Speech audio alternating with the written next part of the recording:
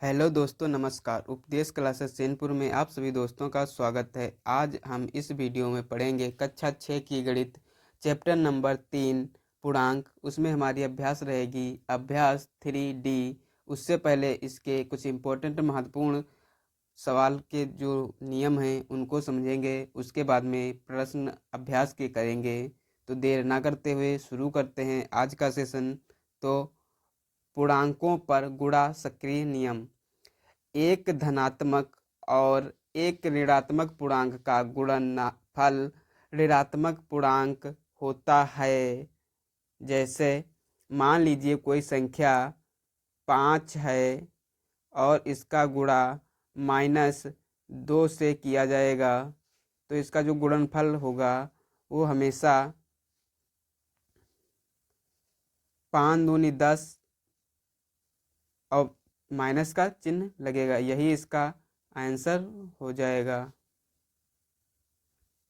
नियम नंबर 2, एक धनात्मक और एक ऋणात्मक पूर्णांक का गुणनफल ज्ञात करने के लिए दोनों पूर्णांकों के निरपेक्ष मानों के गुणनफल के चिन्ह पूर्व चिन्ह लगाते हैं।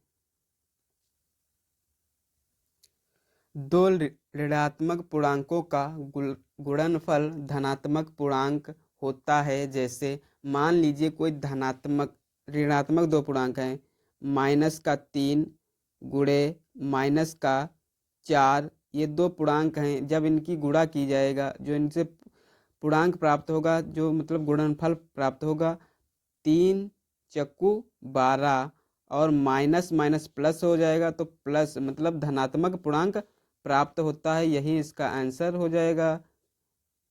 नेक्स्ट रूल है रूल नंबर 4, दो धनात्मक पूर्णांकों का गुणनफल धनात्मक पूर्णांक होता है। जैसे मान लीजिए दो धनात्मक पूर्णांक हैं, 5 इंटू 4। जब इन दोनों का गुणा किया जाएगा, जो गुणनफल प्राप्त होगा 20। ये धनात्मक रहेगा, यही इसका आंसर होगा। यही इसका नियम है।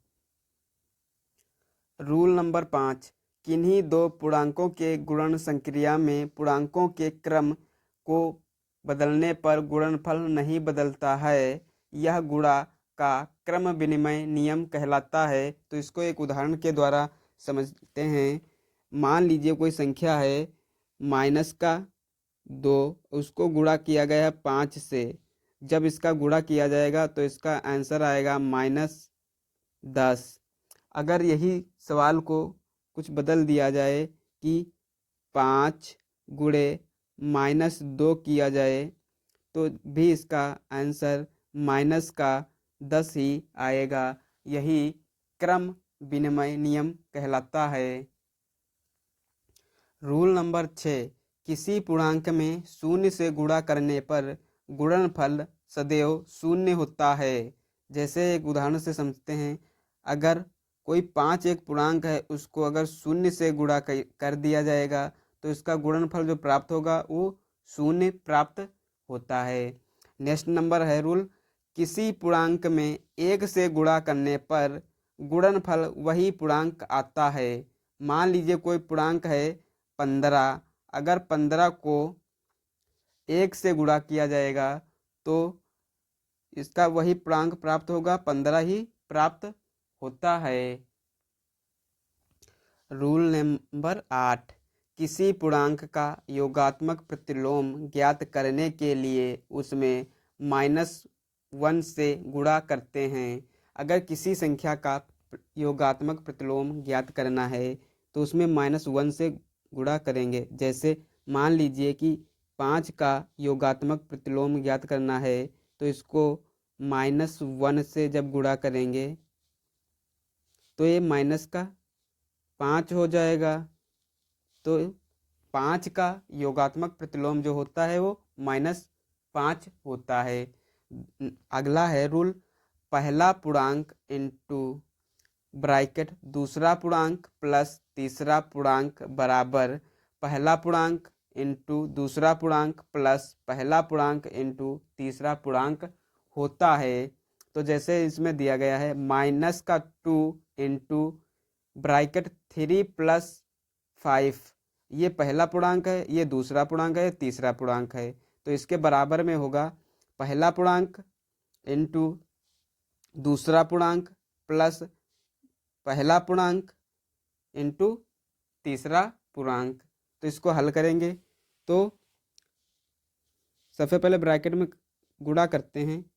तो गुणा करेंगे तो कितना हो जाएगा, 2 का गुणा 3 से करेंगे, इसको जोड़ लेंगे, 3 और 5 ये 8 हो जाएगा, और गुणे -2 से गुणा होगा तो ये हो जाएगा आपका 16। अब इधर को देखते हैं तो 2 माइनस का है, 3 प्लस का है, तो माइनस का 6 हो जाएगा, ये माइनस का 16 रहेगा। फिर प्लस 2 माइनस का है और 5 प्लस का है, तो जब गुणा होगा तो माइनस का 10 हो जाएगा। जब ये ब्रैकेट खुलेगा तो ये माइनस का हो जाएगा, माइनस माइनस जुड़ जाएंगे तो 10 ये हैं, 6 ये, तो ये 16 हो जाएगा, माइनस का 16। देखो दोनों पक्ष बराबर हैं। इसी प्रकार से इस तरह के सवालों को हल किया जाएगा।